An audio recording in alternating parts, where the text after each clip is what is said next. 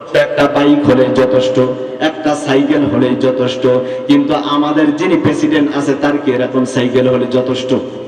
এরকম সাইকেল হলে যথেষ্ট নাকি? গভীর মনোযোগ দেন প্রিয় ভাইরা আমার। বাদশা সুলাইমান আলাইহিস সালাতু ওয়াস সালাম সমগ্র পৃথিবী রাজত্ব করবেন।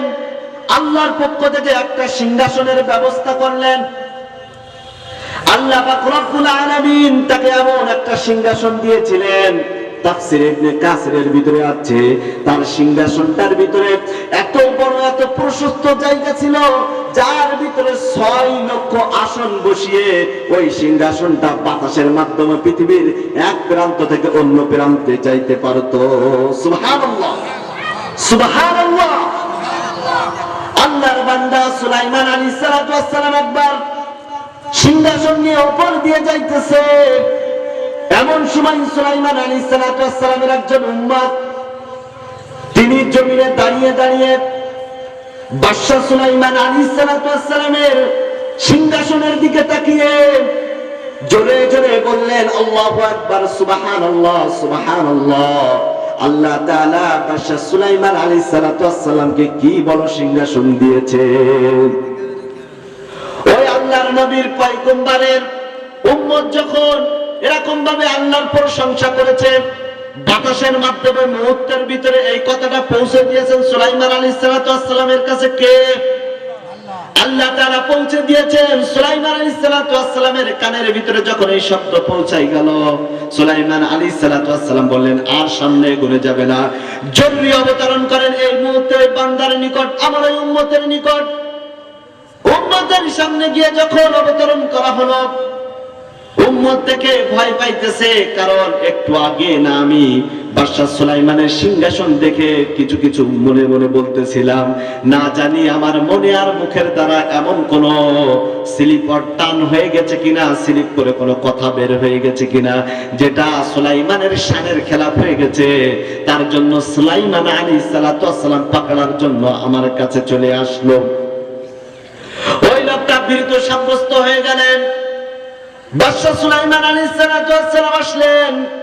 আসার পরে বললেন, ও আল্লাহর বান্দা, আমি বাদশা সুলাইমান সমগ্র পৃথিবী শাসন করার মতো ক্ষমতা আল্লাহ তাআলা আমাকে দিয়েছেন, কিন্তু আমি লক্ষ্য করলাম, আমি খেয়াল করলাম, আমি আমার কানের ভিতরে এই রকম আওয়াজ পাইলাম, তুমি আমার সিংহাসন নিয়ে কোনো একটা মন্তব্য করেছো। ও আল্লাহর বান্দা, বলো ওই মন্তব্যটা কি ছিল? আল্লাহর বান্দা ভয়ে কাঁপতেছে, ভীত সাব্যস্ত অবস্থায় আল্লাহর বান্দা বলে, ও বাদশা সুলাইমান, ওয়াল্লাহি আল্লাহর কসম খেয়ে বলি, আমি আপনার ওই বিরাট সিংহাসন দেখে আপনার কোনো কটূক্তি করি নাই, আমি শুধু আপনার সিংহাসন দেখে বলেছি সুবহানাল্লাহ। আল্লাহ তাআলা বাদশা সুলাইমানকে কত বড় সিংহাসন, কত বড় রাজত্ব দিয়েছেন। বাদশা সুলাইমান আলাইহিস সালাতু ওয়াস সালাম বললেন, ও আল্লাহর বান্দা, শোনো, তুমি কটূক্তি করো নাই, কিন্তু তুমি জানো না তোমার জবান দ্বারা যে শব্দটা তুমি বাহির করেছো, এই শব্দটা আল্লাহ তাআলার কাছে বাদশা সুলাইমানের 6 লক্ষ আসন বিশিষ্ট সিংহাসনের চাইতে কোটি কোটি গুণ দামি। সুবহানাল্লাহ, একবার সুবহানাল্লাহর সওয়াব। বাদশা সুলাইমানের 6 লক্ষ মানুষ সিংহাসনের ভিতরে বসতে পারবে, এই বিরাট সিংহাসনের চাইতে আল্লাহর কাছে দামি। সুবহানাল্লাহ।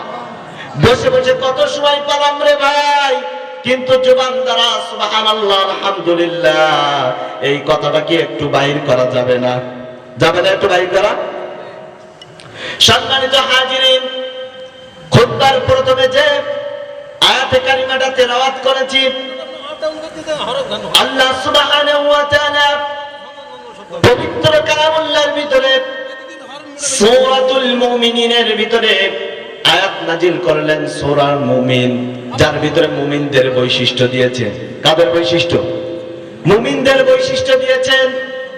কারণ দুনিয়ার জিন্দেগিতে চলতে হলে, দুনিয়ার জিন্দেগিতে থাকতে হলে, পরকালের জিন্দেগিতে যদি পাড়ি দেন, তাইলে আপনার নামটা লিপিবদ্ধ করতে হবে একটা শ্রেণীর ভিতরে। সেই শ্রেণীটা হচ্ছে মুমিন। সেই শ্রেণীটা কি? মুমিন। আপনি আমি চলাচল করতেছি, উঠা বসা করতেছি, খাওয়া দাওয়া করতেছি, জীবিকা নির্বাহ করতেছি, যা কিছু করেন, কিন্তু নামটা লিপিবদ্ধ করতে হবে কোন শ্রেণীর ভিতরে? কথা কয় না? কোন শ্রেণীর ভিতরে?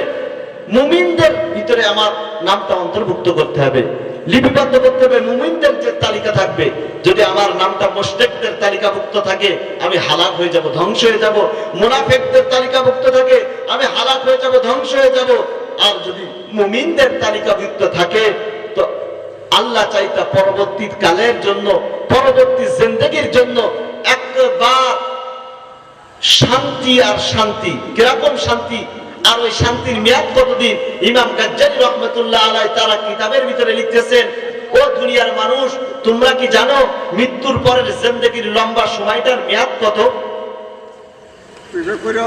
ইমাম গাজ্জালী রহমতুল্লাহ আলাইহি বলেন, দুনিয়ার মানুষ শোনো, সমস্ত দুনিয়াটা যদি এই যে উঁচু নিচু যা কিছু আছে, এই নিচুগুলো এবং উঁচুগুলো সব যদি সমান্তরাল হয়ে যায়, সমান হয়ে যায়, আর আল্লাহ তাআলার জমিনের ভিতরে ছোট্ট ছোট্ট ক্ষুদ্র ক্ষুদ্র দানা, সরিষার দানা, এই সরিষার দানা তারা যদি জমিন থেকে আসমান পর্যন্ত একেবারে একটা একটা করে পরিপূর্ণ করে দেওয়া হয়, অর্থাৎ জমিন থেকে আসমান পর্যন্ত আর কোনো জায়গা খালি নাই সরিষার দানা ছাড়া, সব সরিষার দানা